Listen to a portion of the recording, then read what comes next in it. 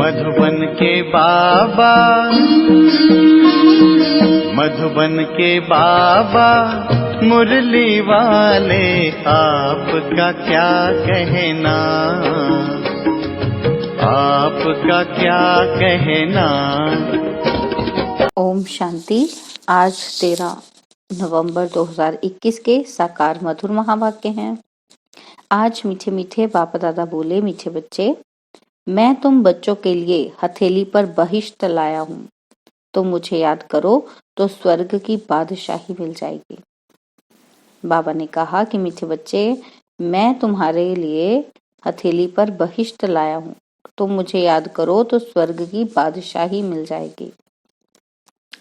आज बाबा हमसे प्रश्न पूछ रहे हैं कि बेहद की खुशी किन बच्चों को निरंतर रह सकती है।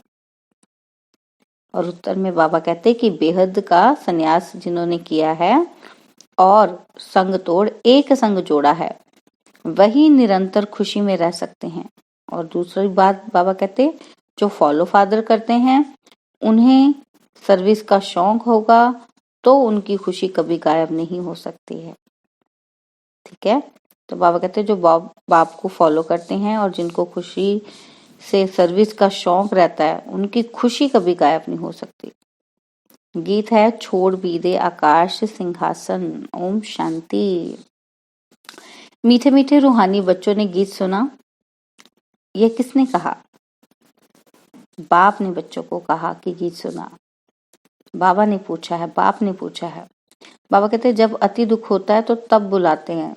बच्चे जानते हैं कि बाप ही सुख धाम व पावन दुनिया रचते हैं अथवा भगवान भगवती का राज्य स्थापन करते हैं। भगवान और भगवती जैसे स्वर्ग के मालिक ठहरे।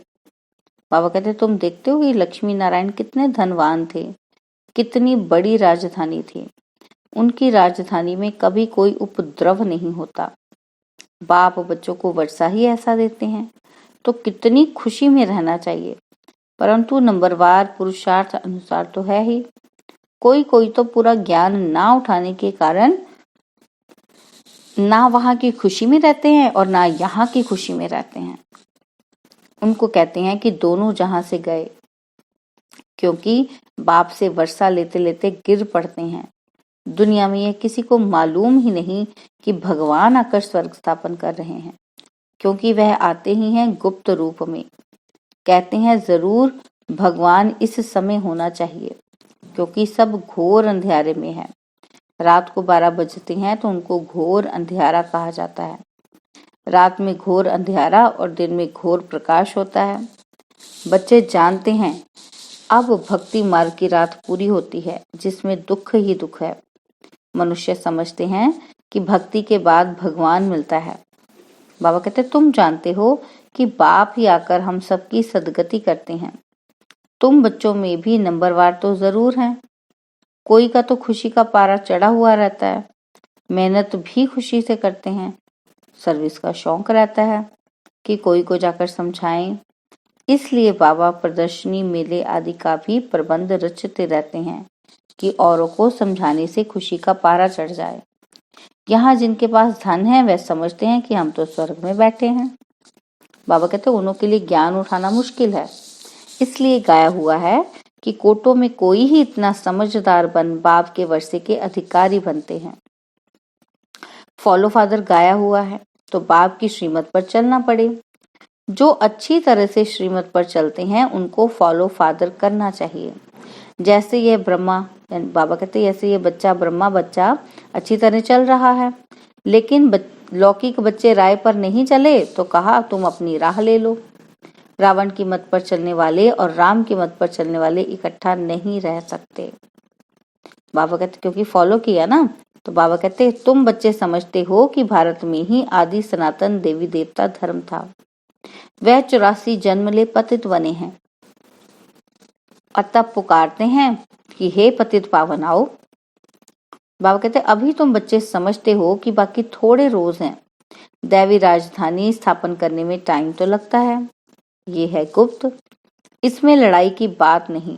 बाबा कहते ऐसे नहीं कि चढ़ाई करके राज्य लेते हैं, नहीं, यह तो बाप आकर राजाओं का राजा बनाते हैं। जिस बाप को याद करते दुख हरता सुख करता आओ।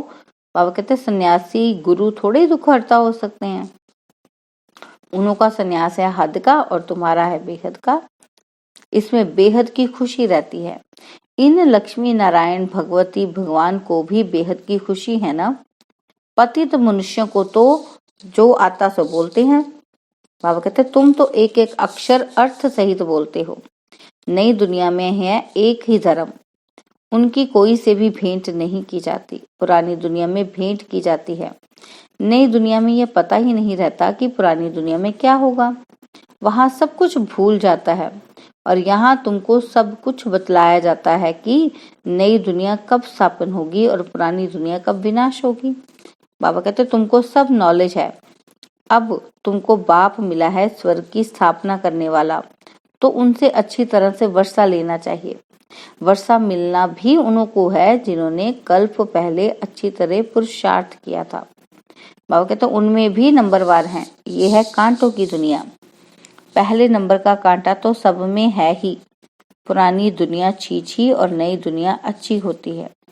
स्वर्ग किसको कहा जाता है यह भी किसी को पता नहीं है। ऐसे ही स्वर्ग कह देते हैं कि फलाना स्वर्गवासी हुआ। स्वर्ग है कहाँ जो स्वर्गवासी हुआ। बाबा कहते कहाँ है स्वर्ग जो वहां चला गया। बाबा कहते कि तुम जानते हो कि स्वर्ग भी इस भारत में था, नरक भी भारत में है। तो यह अक्षर वो लोग पकड़ कर कह देते हैं कि स्वर्ग नरक यहाँ ही है। फिर ऐसी बना देते हैं ना बातें। बाबा कहते जिनको बहुत धन है वह स्वर्ग में है, परंतु ऐसे नहीं है। भारत नया था तो सतयुग था जिसको स्वर्ग कहा जाता है। अभी पतित दुनिया नरक है। दुनिया तो एक ही है। नई दुनिया में लक्ष्मी नारायण का राज्य था तो पुरानी दुनिया में रावण का राज्य है। भगवानुवाच क्या कहते हैं बाबा कि मैं तुमको 84 जन्मों का राज समझाता हूँ। इस राजयोग से तुमको राजाओं का राजा स्वर्ग का मालिक बनाता हूँ। तो नरक का जरूर विनाश होना चाहिए। शास्त्रों में कृष्ण का नाम डालकर लड़ाई आदि दिखा दी है। पांडवों की तो कोई सेना तो है ही नहीं। बाबा कहते हैं आजकल कन्याओं माताओं की पलटन बनाए उन्हों को बंदूक आदि चलाना सिखाते हैं। यहाँ तुम्हारे हाथ में बंदूक आदि कुछ नहीं है। उनको क्या मालूम तो शिव शक्ति सेना कौन है। बाबा कहते शिव बाबा तो कभी हिंसा करा ही नहीं सकते। लड़ाई की कोई बात ही नहीं। तुम जानते हो कि शिव बाबा की रूहानी सेना है। शिव बाबा हमको डबल अहिंसक बनाते हैं। उनको कहा जाता है 100% नॉन वायलेंस और यहाँ है 100% वायलेंस। बाबा कहते एक ही बॉम्ब से कितनों का विनाश कर देते हैं। बेहद के नॉन वायलेंस और वायलेंस में कितना फर्क है। तुम अभी इस समय बेहद की साइलेंस में हो। उस तरफ जितना लड़ाई की तैयारियां होती जाती हैं उतना आवाज बढ़ता जाता है। कितना हंगामा होता है विनाश में। बाबा कहते स्थापना में तो कितनी साइलेंस में बैठे हो। हिंसा की कोई बात ही नहीं। तुम्हारी अब प्रैक्टिकल लाइफ है। बाप से योग बल द्वारा वर्षा पा रहे हो। बाप अल्फ को याद करने से स्वर्ग की बादशाही मिलती है। कितना सहज है। बाबा कहते हैं बाप कितना मोस्ट बिलवेड है। कितना दूर देश से आते हैं। जैसे विलायत से किसी का बाप आता है तो बच्चे बहुत खुश होते हैं। बाबा हमारे लिए विलायत से अच्छी अच्छी सौगात लाएंगे। यह बेहद का बाप तो एक ही बार आता है। कौन सी सौगात ले आते हैं। कहते हैं मैं तुम्हारे लिए हथेली पर बहिष्ट लेके आया हूँ। जैसे कहते हैं ना कि हनुमान संजीवनी बूटी का पहाड़ ले आया।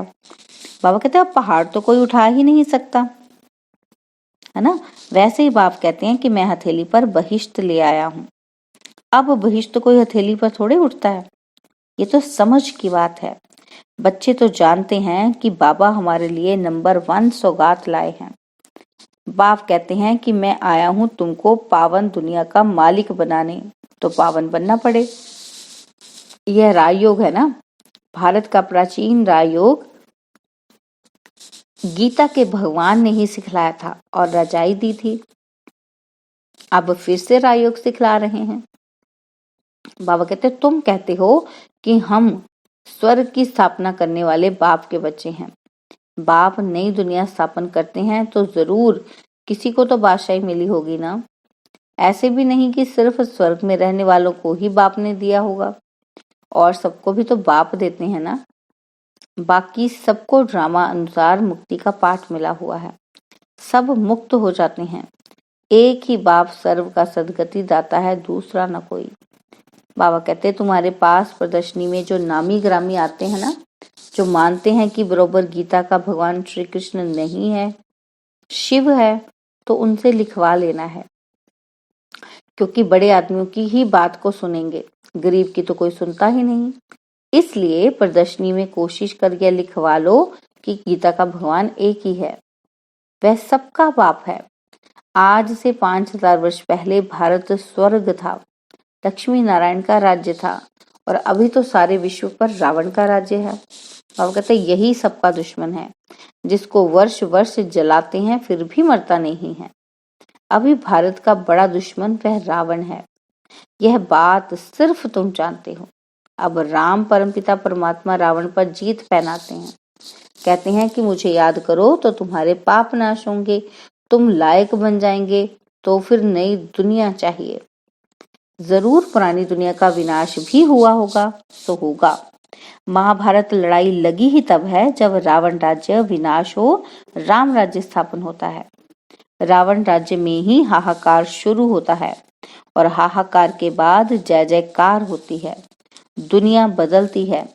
जैसे पुराना घर तोड़ नया बनाया जाता है, फिर तोड़ा जाता है, यह भी स्थापना हो रही है। बाबा कहते बॉम्ब आदि बनाते ही रहते हैं, तैयारियां हो रही हैं। अभी दशहरा आया तो बेहद तो रावण की एफिजी भी निकाली। बाबा कहते तुम्हारी यह बेहद की बात, तुम्हारी बुद्धि में आता है कि यह क्या करते हैं, है ना। बाबा कहते तुम जब समझाएंगे तब समझेंगे कि हम ये क्या करते हैं। बाबा कहते हैं तो गुड्डे गुड्डियों का खेल खेलते रहते हो आप, तो असली रावण कौन है, उसको क्या मारना है, कैसे मारेंगे। तो बाबा कहते तुम जब समझाओगे ना तब वो समझ जाएंगे कि ये हम क्या करते हैं। बाबा कहते फिर हंसी भी आएगी, किसी को भी समझा सकते हो कि इतना बड़ा रावण तो होता ही नहीं। अब बाप कहते हैं तुम राम राज्य लो, 5 विकारों का दान दो तो ग्रहण छूट जाए। बाप आकर समझाते हैं यह 5 विकारों का ग्रहण सारी दुनिया पर लगा हुआ है, बिल्कुल ही काले हो जाते हैं। बाबा कहते तुम बच्चों को तो अथाह खुशी होनी चाहिए, बाकी थोड़े रोज हैं। अभी तुम क्रिकेटर, डायरेक्टर, मुख्य एक्टर्स, ड्रामा के आदि मध्यंत को जानते हो, और कोई नहीं जानते। बाबा कहते तुम्हारी अब स्वच्छ बुद्धि बनी है, तुम बाप के बने हो तो जरूर स्वर्ग में भेज देंगे। Knowledge is source of income कहा जाता है, ये है रूहानी नॉलेज जो बाप ही देते हैं, मनुष्य मनुष्य को दे नहीं सकते। दुनिया में सब मनुष्य मनुष्यों को नॉलेज देते हैं, तुमको तो बाप सुप्रीम सोल आकर ज्ञान देते हैं, बाकी सब है भक्ति मार्ग की दंत कथा सुनाने वाले। बाबा कहते सत्यनारायण की कथा, रामायण की कथा, वो क्या है जो पास्ट हो गया है, वह कुछ ना कुछ बनाते रहते हैं। और बाबा कहते ये तो है पढ़ाई, और पढ़ाई में हिस्ट्री ज्योग्राफी सुनाई जाती है। यह है वर्ड की हिस्ट्री ज्योग्राफी, ह्यूज, बहुत बड़े लेवल पर। बाबा कहते तुम समझाते हो कि बाबा ने 5000 वर्ष पहले भी कहा था कि वह गीता पढ़ाने वाले थोड़े कुछ समझते हैं। यादव, कौरव, पांडव किसको कहा जाता है।